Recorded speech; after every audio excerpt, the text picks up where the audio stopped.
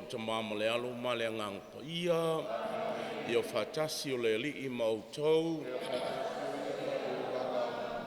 E wha talofa maufa alofa atu I le maualunga o le nu o le tua. I le nei fo I tae au ma le nei asa. Le asa sa e lua le nei o le vaitausanga le ate betu. Au tātou whai malanga ma wholau le nei vai tau tāua le tāpenanga I awalo tātou anga I atu ma whotua I atu le whamarunga I o le awhio mai o lo tātou wali. Talofa I ate o tau o lo whapenaan whatau tolia le apulo tō whanga ma le whaleifu. Tātou o whatau tolia fo o ngase ngase o le tino whape fo I le mawhau le ase singa lo tātou wali. Ia te utau whape foi, ia te utau o no fufale, tulou, ia o lo whape na una tapuai foi ma le mawhai o na paau mai I tātou Taulaga Paia I marumaru. Ia me se foi la tau o lo whaia tiute mawhai wa lo whilima o le tausinga, ia anga le leile tua ina ia whao Sofia pea o tau msanga whamanuia, ia awal whamalolonga, ia maleanga le leo le tua e foa I le malosi, ia I o tau au, pape foi I le tātou savalinga tiute mawhaiva. Ia a o tātou alo atu le nei taulanga whaaftai, no le asa lua le nei o le nei vai tausanga tau o le ate vetu, tātou te mua na tātou tutuina le sela lona lua, I le nei asu sa, o le sela lona lua, ia o le file mu, o le peace.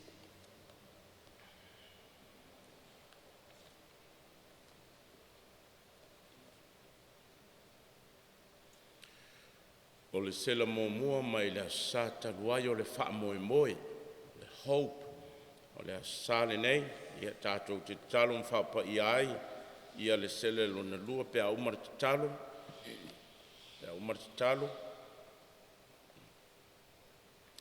Yesu lo mātou uso mātou te talo atu ia e whamanuia lo nuua o mātou I ai le nei vai tausanga o le ate betu.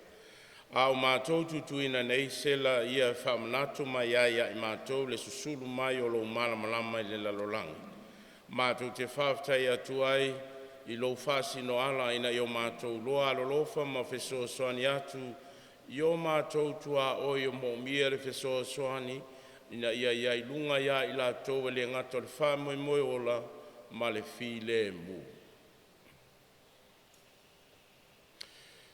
Le ali e alofa mai, le ali e alofa mai, Keriso e alofa mai, Keriso e alofa mai, e ali e alofa mai, le ali e alofa mai.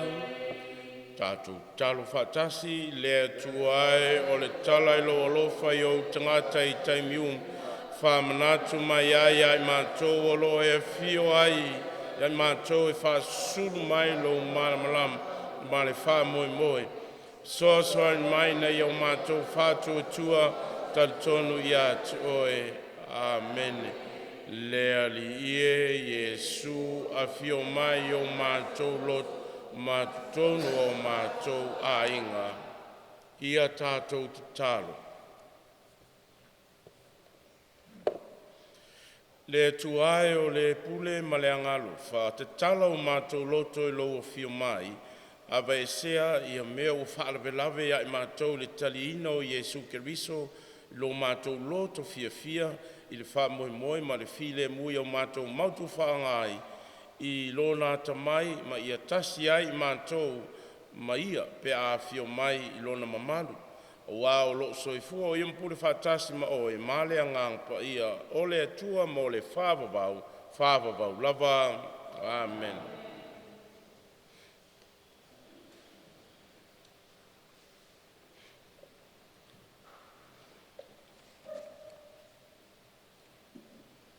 Folfolanga mai le tusia Isaia. E whaapotapasoina e le alii o nu uma, i le manuia o lona malo e whaavau.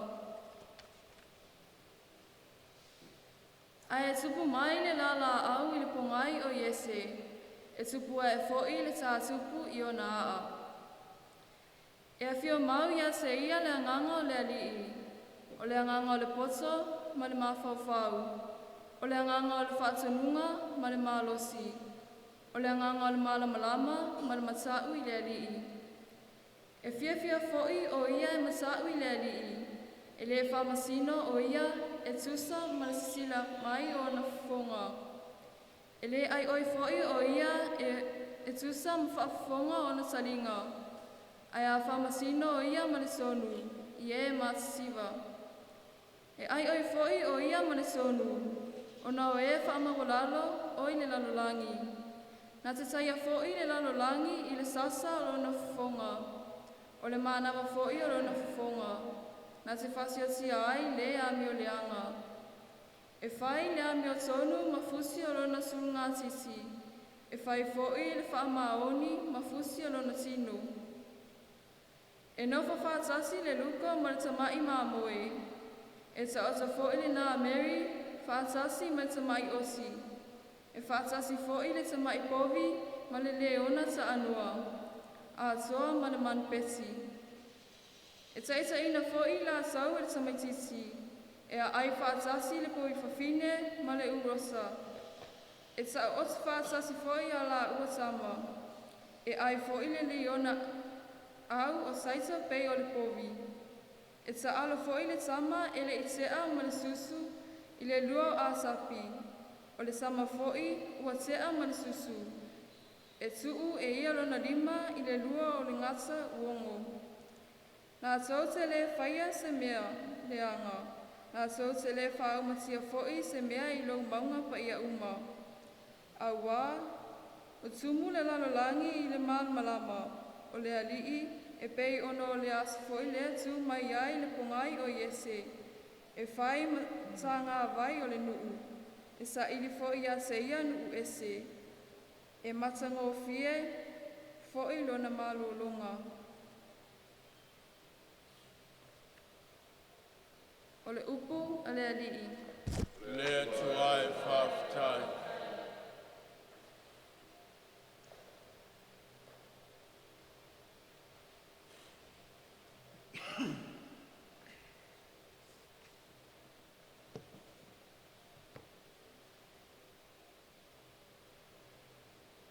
O lana no foa inga e tupu o laola mai ai, le ua mi o tonu. O lana no foa inga e tupu o laola mai ai, le ua mi o tonu. Le atua ia e avatua au whamasinonga i le tupu, ma laua mi o tonu i le alo le tupu. E whamasino i alo nu i le ami o tonu. E whamasino fōi ma le tonu o tangata ua pua pua ngātia. O le whainga ua tupu o laola mai ai, le ua mi o tonu. Lana no whainga e tupu o laola mai ai le ua mi o tonu. E manuia te le ai, se ia le ai se masina. E pule foi o ia, e pau mai le tasi sami o atu i le tasi sami. E pau mai le vaita fe, e o atu i tulu inga o le Lalolagi.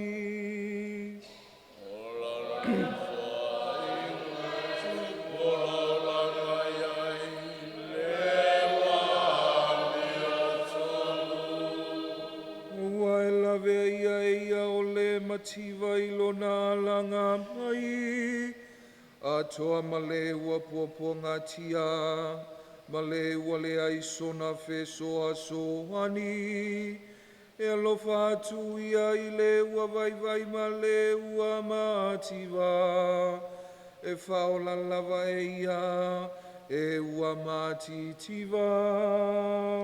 O lana no whai, lai tupu o lola mai ai, le wami o tau. E whamavau lava lona suafa, e tū maupea lona suafa, a o ia i le la. La tau te whamuia i la tau ona o ia, e whamuia o ia, e nu o umanava. O lana no whai, lai tupu o lola mai, le wami o tau.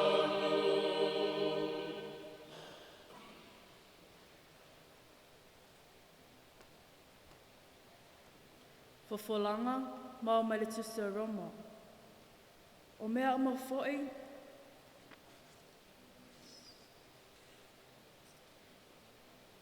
ua whao laina ke riso tangata o malava. O mea ama fo'i na tūsia ana mua, na tūsia ia e a o mai a te outou. Ina ia tātou maua le wha moe moe e tupu mai ai le on sai, ma le wha ma whanawhana mai o tusi. Ia fōa ia tu fo'i a te outou e le atua, o ia e tupu mai e le on sai, ma le wha ma whanawhana, ina ia ngā tastasia o tau loto, e tusa ma le finangalo o ke risa Iesu. Ina ia vivii o tau i le atua, le tamā, o lo tātou ali i o Iesu ke riso, ma le loto e tasi, ma le leo e tasi. O lea, ia o tau talia ai le e tasi, whapeo ke riso fo'i, o na talia o i tātou, e o ai le vi i ngai le atua. O te whai atu fo'i, ua avea Iesu ke riso ma au ona o e ua perito meina, o na ole wha maoni o le atua, ina ia wha mawina ai mea na wholafola ina i te punga.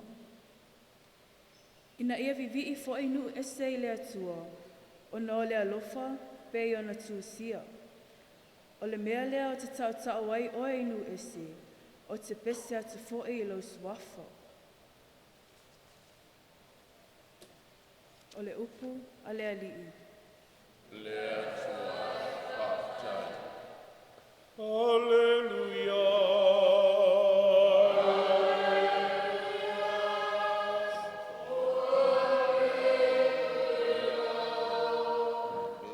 Ina te tau ia ta le ala le li, ia whalau le lei o na ala, e vai e tangata o ma le whala tanga mai le atua. Alleluia. Alleluia.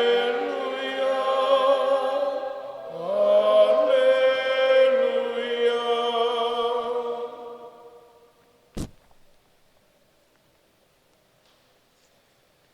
Ia whatasi le li i mautou, Ia whataso ia malonga. wholafolaina o le tala le leia le li, mai le Vangia Paia a mātai o. Le li e ia vi oi. Ina sala mo ia o tou, a wā walata la tamai le malo le langa. Ona po ia na sau ai Ioane le papatiso, wa tala i atu i le vao i utaia, wa whape atu. Ina sala mo ia o tou, a wā walata la tamai le malo le langa. Wā o ia lava le nei na whai mai ai le perofeta o Isaia wa whape mai. O le leo ua langa i le vao, i nā teu ia o tou le ala o le li, ia whaasa sao o nala. A o Ioane ia, sa ofu i le fulufulu ka mela, ma le fusi pau ilo na sulu ngā titi, a o ana mea ai, o se a kerise, ma le meli vau ia.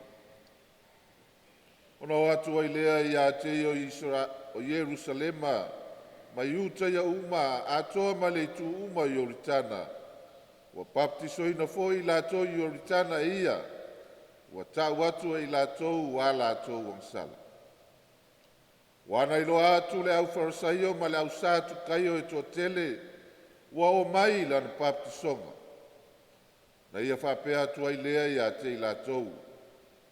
Whana ue angata whe ai, o ai ea wana whali atu ia te utou, ia sosola ese i le toa sā atali. Ia o tou fua mai ni fua e te tau, ma le salamo. Aua foine o tou manatu e whape ifo i o tou loto. O apera amo, o ia o lo mātou tama.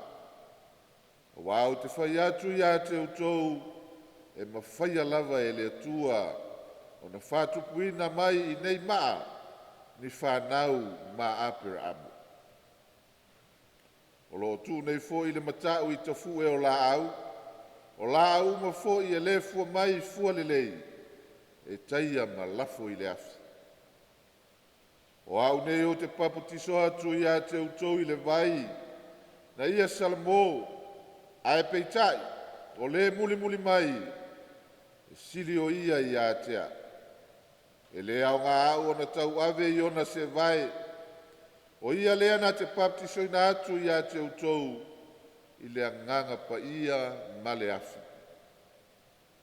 O ilona au, lana asu, na te whamama ina ai lana whaputu ngā saitu, na te whapoto ina fo i ana saito i le whare saito, a e susunu ina Leota o saito, i le afi e le matineia.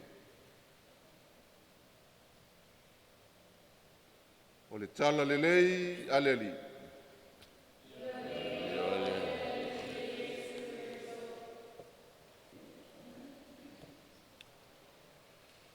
Au tātou whamalu ai lea sādua o le. A te vetu o se vai tausanga manuia, o se vai tausanga paia, ai o le mana ia, ma le matango fie. O le te leo le nei avanoa ma le nei taimi ua tātou whaimalanga ai e toe tō mānatu ai. I li avanoanga, e tu avanoa le tua, ma le atamai foi o le kale sia i aile nei vai tau le ate vetu. Tā pena ai le nu o le tua. A wale tantalia o aso whamamalu e aile aso i fua lo tātou wali e le ngata i lea. E le ngata i le tino e whapea fo i le anganga.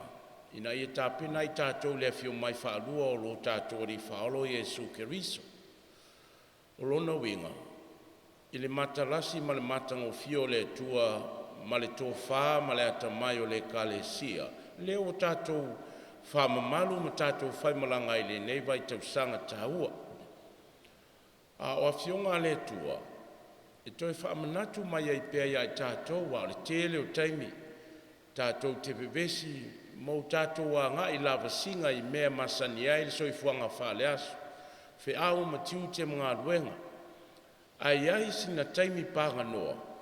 Se toi whaamanatu mai ai tātou, le alofa sasa o le tua, le lai ai le nei vai tau. Se o tātou mapu te isi i fo, toi whangu mai ai tātou, le tāua o le tua malona alofa i le tangata. Au tātou whaamalu ai lali nei vai tau sanga, mese le asa lua le nei mafionga le tua. O le autua o le nei asa i afionga le tua mwhaitaunga. O le tāpenanga le tangata, a wale whanau fōwina o le tua e soifua ia i tātou. E le ngata o le whanau mai o le tua, a ia soifua le tua ia i tātou, ia whanau fōwina i tātou, na i o tātou a ngai tali le tua i le tupu tangata, i le fio mai o Jesu, i lou soifua malo uola. O le anganga leo le ne vai tau e masi a fionga le tua le ne yasu, tau longolongo mai ai o ane, le baptiso le tausonga o lo tātou li whaola, i lana ngā luenga, whaalalo o tātou, ia maunga maululunga me maupuepue, o a mea ua whapenaunga patu ma maupuepue e whaangatasi, e whaatatau lea i o tātou loto ma la tātou sāwalinga. O ni vi tuti tāua lea, e toi whaamanatu mai ai tātou, o le whaamoemoe lea li, ai le mawhaino tātou whaamoemoe ma tātou maua le file mu, pe a tātou le mapu ma o tātou le whaalongo ma sāvalia ia le whiau mo i tātou o le saunia o tātou lotu tā pena o tātou o anganga mo tātou mawhawhau lausi na te talo e le ngata e lau te talo e tapo i ai whaiva i lātou o lo ngā lulue ia te talo fo i mo i tātou whamanuia le tua ina ia maua i tātou le loto maulalo ma le loto fia awa o telefone na whatupu mai e iai meo popo e ai o tātou mawhawhau asi mai fo i le tua ia i tātou i ngase ia mama ese au le hale vai fofo o le whatu tua aua ne ngalo ia i tātou aua le fiungo fie aua ne o tātou to i lalo ai lo tātou vai atu e le o tupu se mea lelei o lo whaafonga le tua i e tātou talo mau tātou mana onga whatau anau mai e fo ia i tātou le alofo le tua o ani pewhea o lo i tau umaia e lui ai lo tātou whatu tua ai e iai ai tātou le vituti a wa le ala lea i le malo le tua ia o lo tātou ono sai ma lo tātou wha moe ola o wa tātou o malanga sao le wha moe ma ia ai tātou o le file mua na mapu leo tātou mawhawhau tātou lole o lo ia au le tua ia i tātou i mea uma o lo luta wai tātou ai tātou to manga i le tua au al fefi au al tātou te matau ai o tātou ranga atu sababali maleli ia awale patipatinga i le wha moe ola o le afio mai o le tua e tāua ma au ngā ai tātou matupu pe a whai e tātou te whanau fowina i loto soifua ma lo tātou wola whaalea ngā ina ia au ngā i tātou ia i le afio mai o le ali o le sakramento o le Eucharistia o le sakramento o le kofisio nisi i o sakramento e tāua tele e apuputi ai lo tātou sāvalinga whai maoso lo tātou whai ngā malanga ina ia tātou tau tini tau nuu i le aso o le wha moe o le afio mai o le ali ia au tātou fia ma patipatia ma le alanga whawhitai ia au lo saunia ma tāpena i tātou e fio mai ai le tua ia tātou le vi inga le tama le alo ma le anganga pa ia.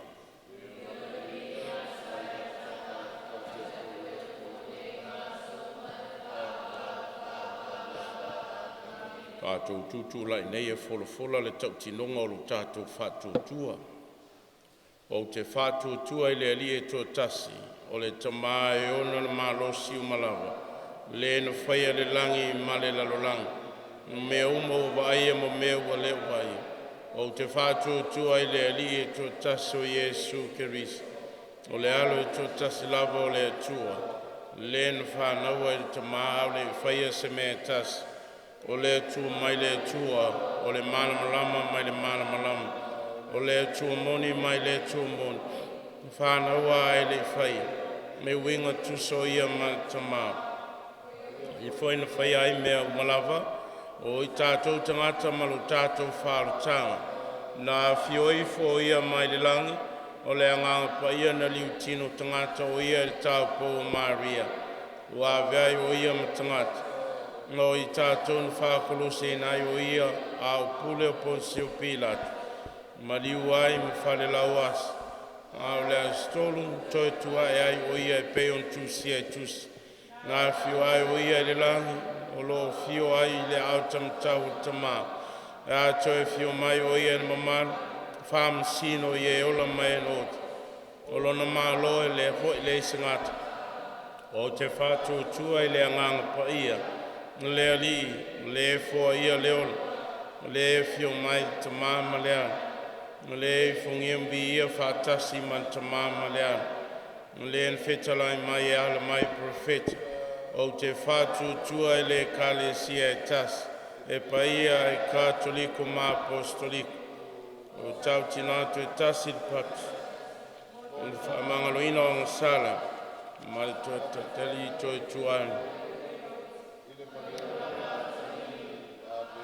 Nua le tua au tātou sāvalia le nei taimi tāua le atavetu. Tātou te liu atu nei ma le whātou tua lo tātou tamā o le langi o le e whaafonga matalia o tātou manaonga o tātou o lana whanau. Mo le ekalesia. Ia avea pea le ekalesia mo fufonga le upumoni. Ma le ami o tonu i Lalolagi e peo Ioane le baptiso. Ina ia saunia loto o tangata. E whaafeiloa i ke riso ma le oli oli. Le ali ie alofa mai. Le ali ie whaafonga mai. Mo taitai o malo. Ia ngalulue whaatasi taitai o atunu u. E sa ili le file mu, le loto mawalalo. Ma fesosoani ie matsiva. Ina ia maua e atunu uma le ami o tonu ma le fealofani o le atua. Le ali ie alofa mai. Le ali ie whaafonga mai. Mo lo tātou Tagaluega. Ia talaina o latou loto. I le nei taimi o le atevetu i le salamo. Le whaamangalonga ma le toe whaafauina i le whaatuatua. Ina ia avea i tātou mwhailonga o le whaamoemoe mo isi. Le ali ie alofa mai. Le ali ie whaafonga mai. Mo a inga uma. Ia o mai le file mu o ke riso e whaamalolo ai fe vaevaea inga. Ia whaamalosia le alofa.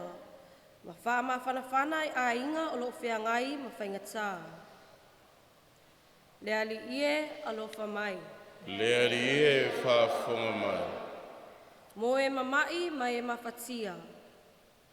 Mo i lātou o lo mawhatia i ngase o le tino. Ma le loto po whanoa noa. Ia o atu le whaamawhanawhananga o le atua. Ma ia tātou alofa atu mo i lātou. Le ali ie alofa mai. Le ali ie whaafonga mai. Mo e ua maliliu. Ia talia alofa e le ali ie ua maliliu. Ma ia lātou oli oli lona malo i le file mu e whaavavau. Le ali ie alofa mai. Le ali ie whaafonga mai. Taru whaatoa mo le ngango le Afioga ia Patele, Lui, Sanele, Filipo, ia whapefo ia nisi o tātou Tagaluega o wala iai le tua. Ina ia mapu file mu i lātou i lona malo whaamawhanawhana i ainga lo to whaavavau. Ma ia iai pea le anga le leo le tua whaamalo si ahu whaalotu tele ia i lātou. Le ali ea lo whamai. Le ali ea. Ta malo whai e whaafonga e o mātou manaonga. A mātou sauni atu mo le whio mai o lo walo ia e whaatumu o mātou loto. I le file mu ma le whaamoemoe o mātou te talo toa nei le suafu keriso lo mātou wali i le whaavavau lava. Amen.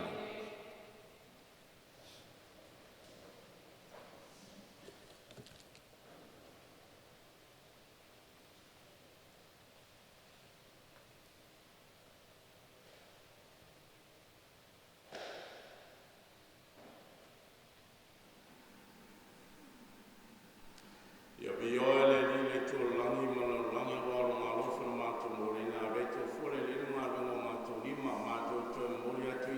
na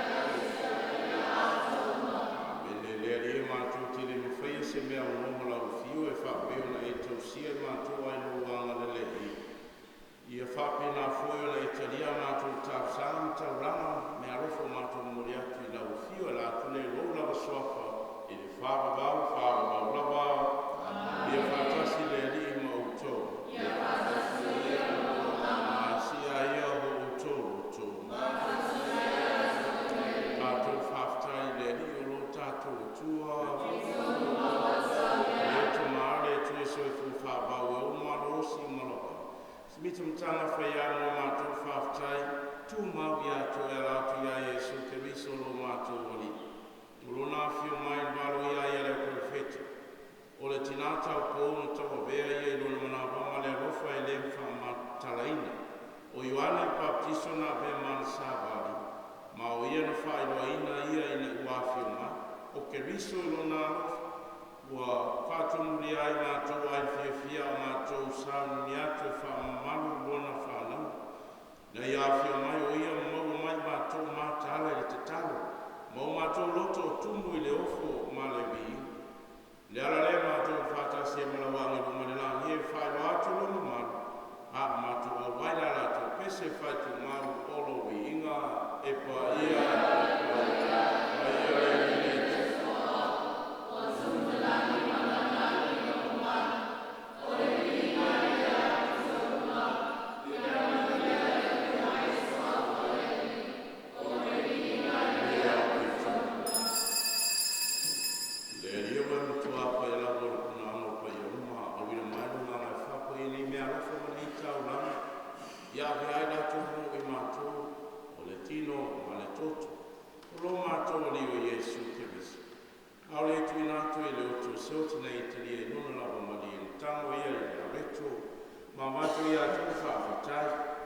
tofi ia le reto ma wato i lona so ma whape atu.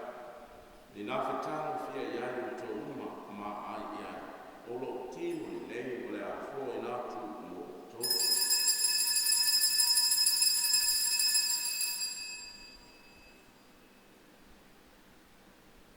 Hai a tō mwhutanga tango i riku nā wato i atu e whaftai me bi ingo tu atu i ka lise i lona so ma whape atu. Nā whetanga fia iai o tō uma iai, whinu iai, o kārise le leo lo tōtu. O le tōtu o whengu fōu ma le whāpapau. O le awha mlingine mō tōmu tangata mai whamaharu nā ia nisa. Yo tō whele nei, mea ma whamanatu ia tia.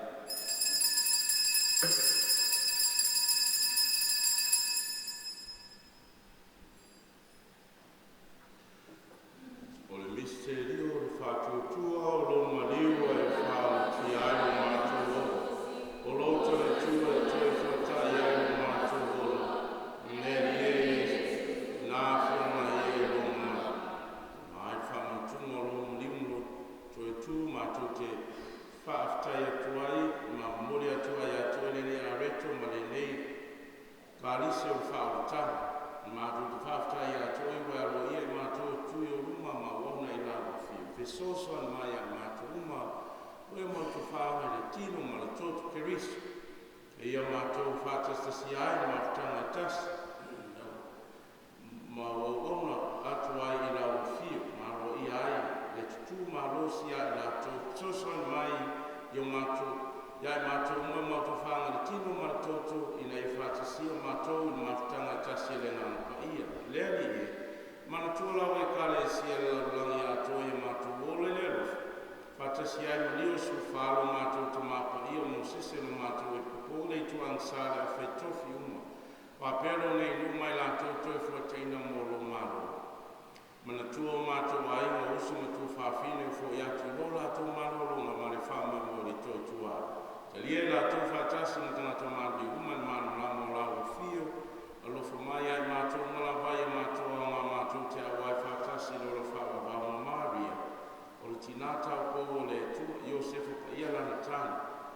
Pe foi lau apostolo lau pa ia uma. O enu whātino ina lofi na ngalo i tūpuna uma. Mātou te whia bing whāne ne whātasi mai lātou i lana whio. E lātou lo alo o Iesu Keriso. Le tua mamana whātasi mai la ia te ia martanga male anga ngā paia. O le ringa maru maru atu awai lawa whio. I le whababau lawa.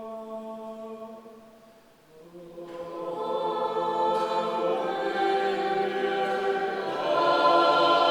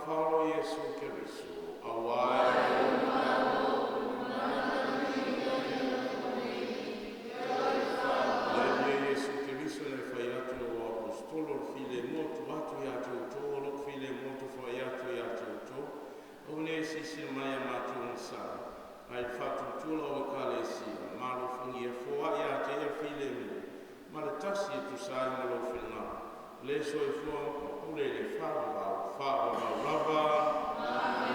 Ia ia tautu mau o le file mu o le i. Ia whātatu tātou whainoi nei whairoma le file mu o kerisio.